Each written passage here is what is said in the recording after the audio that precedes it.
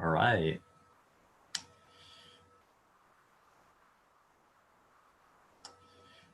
Okay, good evening, ladies and gentlemen. I'm Tyler. Welcome to Scorpio Oxman channel. Okay, we're all set. Just getting everything organized here. Okay, we're all set. Okay, I'll start that again. So good evening, ladies and gentlemen. I'm Tyler. Welcome to Scorpio Oxman channel. And I want to wish a very happy and safe and memorable today's November the 11th, Remembrance Day here in Canada. I'm Canadian, and today's our annual Remembrance Day, remembering all of our war veterans and heroes throughout history, and we wear the poppy. So, and that's it means a lot, and I can't thank them all enough for all that they've done. It's definitely an emotional time for sure. There's a lot of times where it's hard for me to hold back tears on when this day comes around.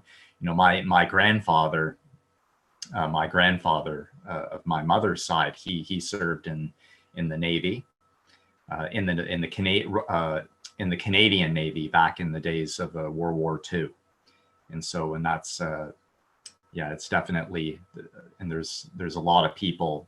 We all have connections to it. We really do, and this is definitely the day to reflect as well on November the 11th. Today is going to be another huge celebrity birthday. This guy is just iconic, and we're gonna put up his picture right now. Gonna share the screen right now, and okay. So today is November the 11th. Today is the birthday celebration of this iconic gentleman right here, Leonardo DiCaprio. Man, he's unbelievable. So he's one of the most recognized, in my opinion. Well, I'm sure that my opinion is the same as reality's. He's one of the most iconic in Hollywood history by far. And just to remind you of the movies that he has starred in, and there's a never-ending list, it seems. But What's Eating Gilbert Grape? He starred in that along with Johnny Depp back in the day, 1993. That was one of his first real major hits, and then he went on to Titanic, William Shakespeare's Romeo and Juliet, The Aviator, Catch Me If You Can, Django Unchained, The Departed, Inception, The Wolf of Wall Street, Once Upon a Time in Hollywood, and The Revenant. And that one was unbelievable. His acting in The Wolf of Wall Street and also The Revenant, that was his acting in The Wolf of Wall Street, I thought was the best, really, that I'd seen. The Revenant too. The Revenant was up there too. I'd say those performances of his were pretty well neck and neck. All of his movies, like he's Leonardo DiCaprio, he's a natural born actor for sure. And I believe a lot of that has to do with the fact that he is a Swati sun sign and his moon sign is Hasta. So Swati, it mentions, has to do with they're musical, they're into acting, they're super charismatic with people. And Hasta has to do with craftsmanship. It's symbolized by the hand, symbolized by a hand, which has to do with craftsmanship. So this all adds up when you look at his Asterian astrology. So that's what we're going to take a look at today.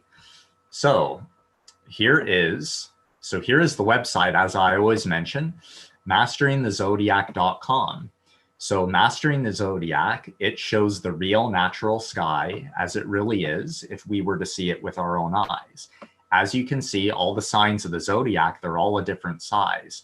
In the traditional mainstream astrology, it shows all the signs to be of 30 degrees each. That is not the real case in reality, okay?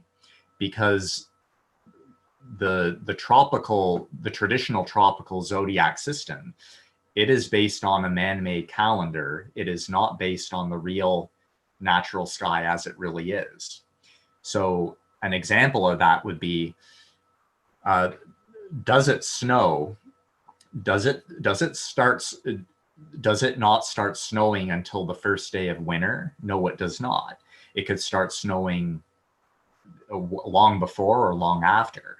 So the actual, because we're not going by the calendar, we're going by the real actual astrological time periods that we really go by, okay?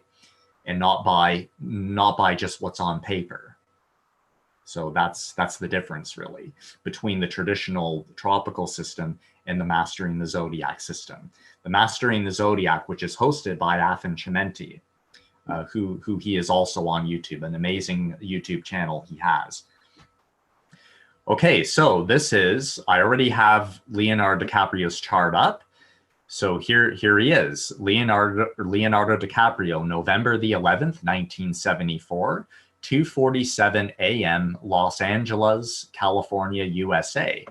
So we'll just go through it a little bit here. As you can see, he has many planets in Virgo, his moon, Pluto, Mercury, Mars, and he has Sun and Venus in Libra, as you can see here. He has his Rahu in Scorpio, and that other one is Neptune, I believe. His Jupiter is in Aquarius. His Ketu, or South Node, is in Taurus, the dead center of Taurus. And that you can see his Saturn there is in Gemini. Now, let's go by the Nakshatras. You may be wondering, okay, so how do you compare, where are the Nakshatras, in regards to the 27 Nakshatras, where would they be located on the Mastering the Zodiac chart? Well, I will show you that. Okay. Just give me a second here. I got to log in. I meant to get the sheet out here. Oh, here it is here. Oh, yeah, I meant to get it out earlier. So here it is. It's on my list here. Sorry.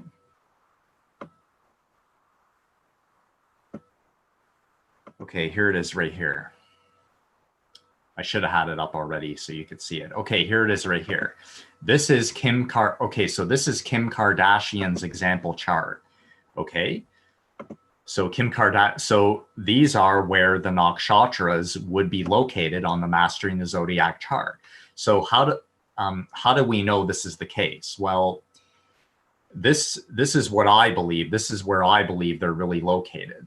Now, first of all, we're going to look at the very beginning of Aries, okay? So you can see my cursor here that I'm going to use to point at, okay? So Aries begins right here, 0.00 degrees, okay? You can see this is where Aries begins, okay, on the Mastering the Zodiac. So wherever Aries begins, Ashwini begins, the Nakshatra Ashwini. It's that simple. And then from there, you count them up. It's that simple, okay? So Ashwini begins and ends in Aries. Bharani begins in Aries, but then ends in Taurus. Kritika is entirely in Taurus, as you can see. Rohini is entirely in Taurus, as you can see. And Mrigashira begins in Taurus and ends far in Gemini. Ardra is pretty well entirely in Gemini. And Punarvasu is very much 95% in Cancer, so on and so on. So you see, that's how you can tell. So wherever Aries begins, Ashwini begins. It's that simple. Wherever Pisces ends, Revati ends. It's that simple. So that's how you can tell. And these calculations and sizes, by the way, they are based on the sun sign dates. They're based on the length of the sun sign dates mentioned by Jade Luna of AsterianAstrology.com. So basically, I noticed these sun sign dates on there. So you basically copy them from there and you paste them on Mastering the Zodiac. This is what you get. So this is why the estimation, this is why this is this estimation of where they're located, where they would be located on Mastering the Zodiac. So that's my assumption in theory. I do believe it's the truth, because when you examine these celebrities, it really stands out, and it really seems to be quite authentic. So I'm just going to go back. So Leonardo DiCaprio's sun, it's in Libra. Now you can tell, so this gold circle here, so that's his sun. So it's in Libra right there. Now check this out. So his sun is right, I'm pointing with the cursor right here. So as you can see, his sun is right here in Libra, more specifically number 15 nakshatra, which is Swati, okay? In this case, Favonius. Favonius is the Asterian astrology name for Swati, because Asterian astrology it's the Greek version of Vedic astrology. So they all have different names, but they're still the same thing, the nakshatras. Okay, so that's how you can tell that Leonardo DiCaprio's sun is in Swati, number 15. Now, again, his moon. So here's his moon in Virgo, as you can see right there. Now, I'm going to show you that that spot is actually the beginning of Hasta, nakshatra, number 13. Okay? 4, 5. Okay, so I'm just going to move this down a bit here. Okay, so here is, I'm pointing out, here's Virgo here. So Leonardo DiCaprio, I'm pointing with my cursor here. His moon is right here. Okay, I'm pointing right here in this spot. As you can tell, that is the beginning of number 13, Hasta, which is the largest of the nakshatras.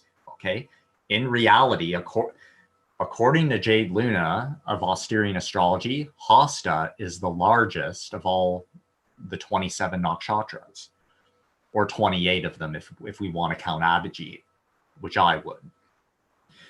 Hasta is the longest of all of them. Okay, so in that case, this is where Leonardo DiCaprio's moon would be when at his birth time. Okay, so let's read about his sun sign first, and then we'll get to his moon. Okay, so we're going to go to so right now we're going to go to AsterianAstrology.com. And just a reminder, okay, I'm getting to it now. Okay, so here is AsterianAstrology.com.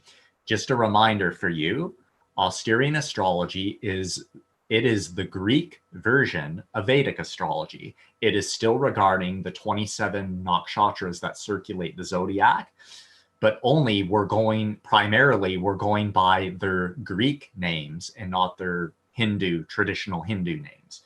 So that's really the only difference, but they're all the same. They're still all the same, just with different names. Okay, so here is AsterianAstrology.com, hosted by Jade Soul Luna, who's an amazing one of the most amazing astrologers in the world, if not the most, I believe. In my opinion, it's the same as reality too. So we're going to go down to Swati first, okay? Which in Asterian astrology, it's called, Swati is called Favonius. So here it is right here. Okay, so again, we're going by the Real Natural Sky Zodiac. So in the Real Natural Sky, Mastering the Zodiac, 1974, November 11, the sun is actually in Swati, or Favonius. But on the traditional Leonardo DiCaprio, in the traditional Vedic system, I believe his sun is Vishaka. They have a sun at Vishaka. I can tell you now that his sun is really Swati. Here's the proof right here. And it doesn't say all this. It doesn't say about, it doesn't describe the stuff with Vishaka, okay? But it does with Swati right here. It mentions, okay, so those with a sun in Swati. This nakshatra indicates someone who is musical, artistic, creative, intuitive, and psychic. That's Leonardo DiCaprio for sure. So obviously Swati natives, someone who has a Swati sun or a moon, they're going to be good at acting.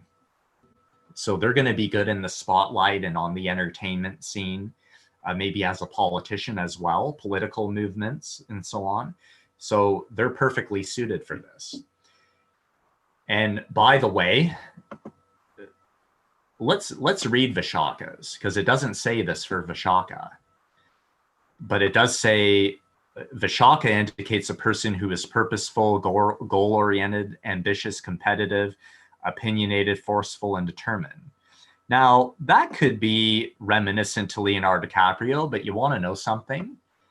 When you see what it says about Swati, it says indicates someone who is musical, artistic, creative, intuitive, and psychic. I think, oh, look, they have good business and financial skills and are good communicators, good leaders, knowledgeable, curious, and flexible. This sounds more like Leonardo DiCaprio to me. So the description of Swati, it makes more sense that it's more realistic to me and to reality too, that Leonardo DiCaprio's son is really Swati and not Vishaka.